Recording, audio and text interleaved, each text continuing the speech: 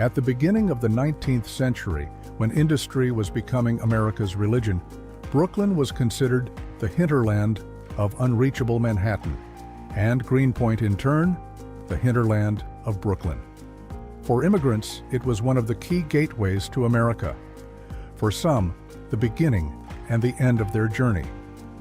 In the second half of the 20th century, the area between Newtown Creek and the highway connecting Brooklyn with Manhattan was known as Little Poland. You could hear people speaking Polish, shopping at Polish stores, visiting Polish doctors, barbers, lawyers, and restaurants. But there was never a place like this in Poland. Watch the Greenpoint Tales.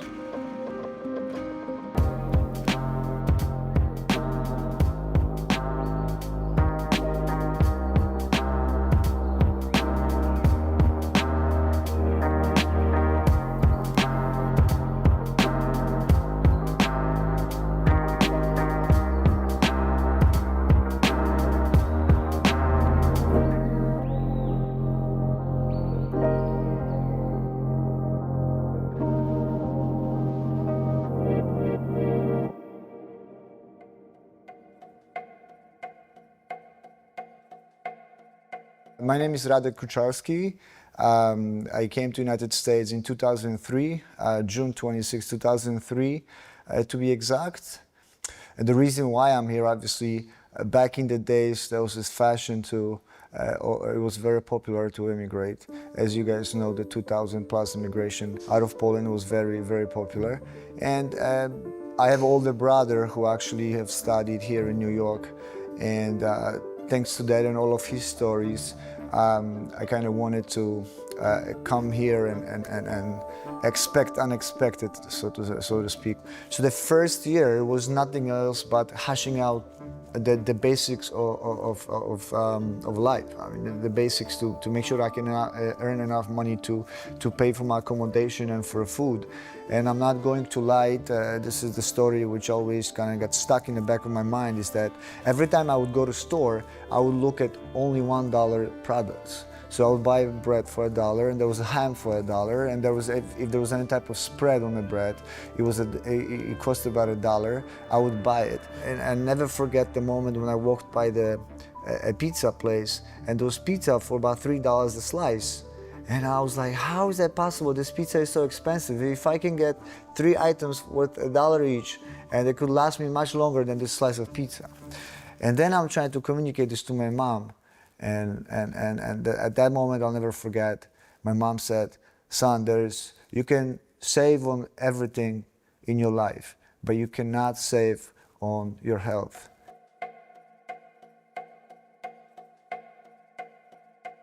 I decided not to go back to Poland because I accomplished completely nothing here. If I would go back home, I would basically go with minus $800 that I came to the United States. And this was kind of man's pride that, okay, this is not happening. I'm not going back home and tell my mom I just had fun, which was not true, obviously. It was a struggle, but at some point. So I signed up for Kingsborough Community College. I graduated from English as a second language program. And then, fast forwarding, I met someone. I met my first wife back then, and we just got into a relationship, and things kind of got quickly, very fast. I should say. Yeah, that was my first relationship. No kids, and then after a number of years, obviously, that did not work out. We were young, too premature. And yeah, but it was also a time where I constantly worked as an electrician and had to support myself. So I would work full time and go to school, finish one school. And after Kingsborough Community College, I believe I had 1 or 2 years, and I signed up for Institute of Audio Research, and I became audio engineer.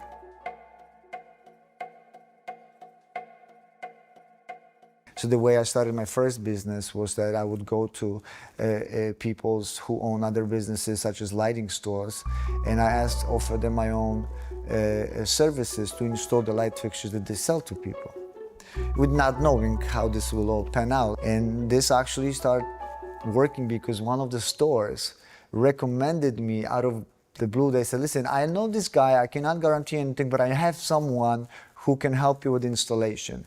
And the way it kind of triggered the whole thing was that I finished the installation, and that person started bragging about the way I handled the installation, and they called the store and they thanked them for my service.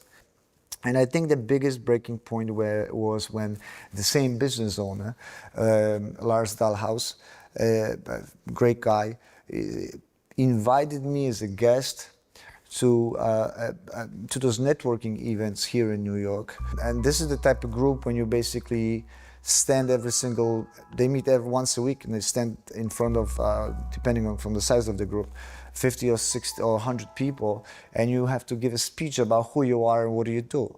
And I'll never forget that pressure when you stand up with your broken language and you just tell people that you're an electrician, you do this, you do that, your name, and you have to give a brief story about you within 30 seconds about you and your business.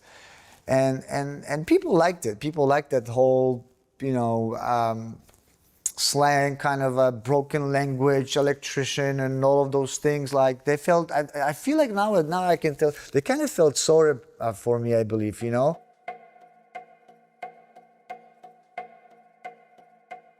It's absolutely amazing.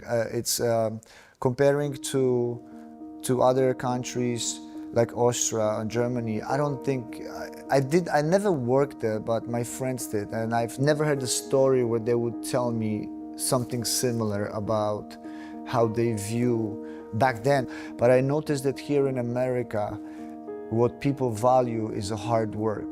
What people value is the honesty, the fact that you come on time, the fact that you're out there networking and trying to put something together it's unbelievable. And as everyone says, it's an American dream, and many people downplay it.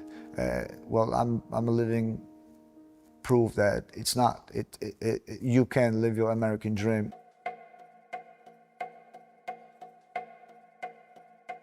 So I came to, my brother told me, you have to go to Greenpoint, and he gave me the address. He said, you have to go to this lawyer, you tell them that you're my brother, and ask them for any advice or help or guidance as to how to find a room to start the career, or maybe even he could help you with a job.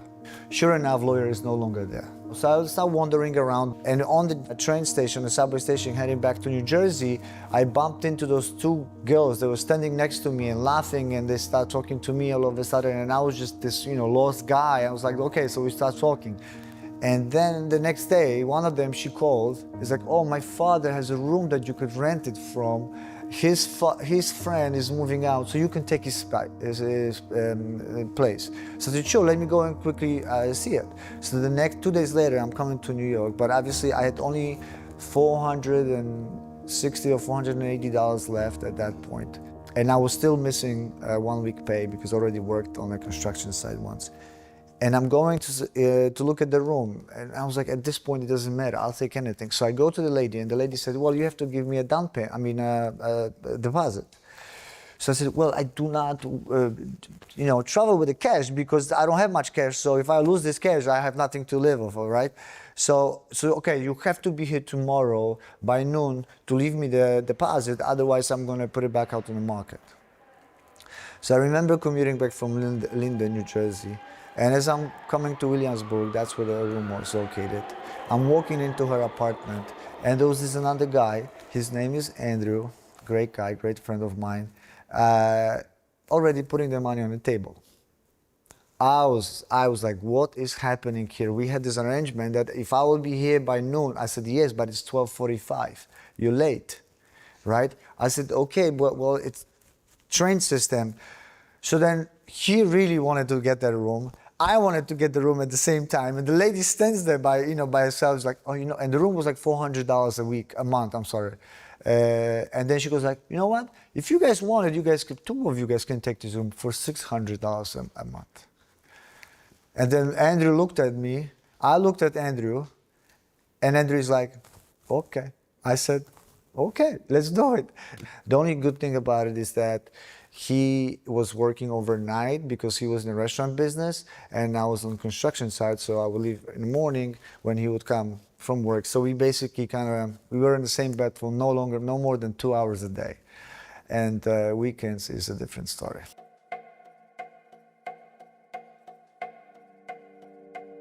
My current wife, Alexandra, I met her through soccer.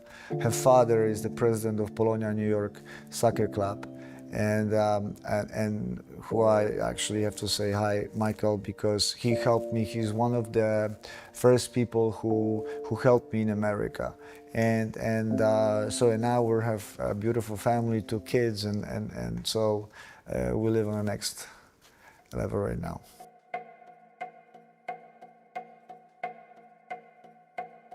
I always had the dream in the back of my mind to open pierogi shop, because that dream I brought from my house from Częstochowa. And I wrote a business plan, I've created a design for the restaurant. Eventually I've hired architects and designers who helped me put this on the paper. And this is how Pirozek started. I mean, I think the biggest thing outside of the cost of openings, which I don't want to go there, was the fact that in order to create the authenticity, I reached out to Pirozek in Częstochowa. Basically, the ladies came from Poland, and they helped me to set up the whole kitchen. They're all rest in peace.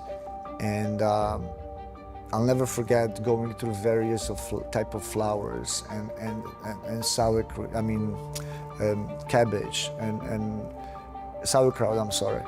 Cabbage and all of those ingredients where I thought they're so widely available to us here, and it turned out that that's not the case. If you want to get a specific taste, you have to hit the nail.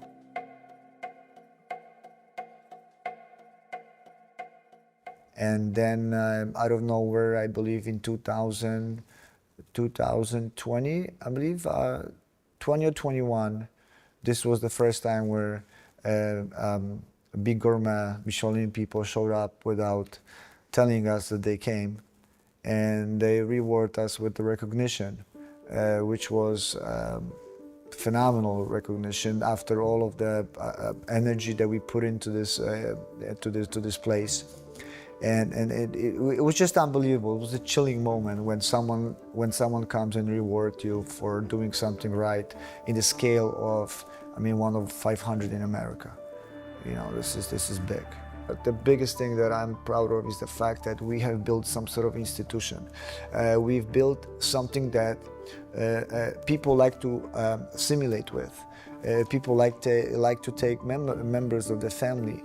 We see this especially a lot with the second generation Polish people here, who perhaps were born and grew up here, and they speak Polish because their parents are Polish, and they love to bring large group of people to Pirozek because they want other people to get a taste of our kitchen, our authenticity, and because I just love it. I just love the pace of life. I love the hustle. We know what I like is that nothing limits you over here. There's nothing that limits you. If you want to, just go do it. And if you don't know how, that's the only problem. You just have to find resources, a way how to do it. But set yourself a goal and continue pushing, and you'll get there 100%. You just have to be good to people, and the goodness will pay you back. So yeah, that's that.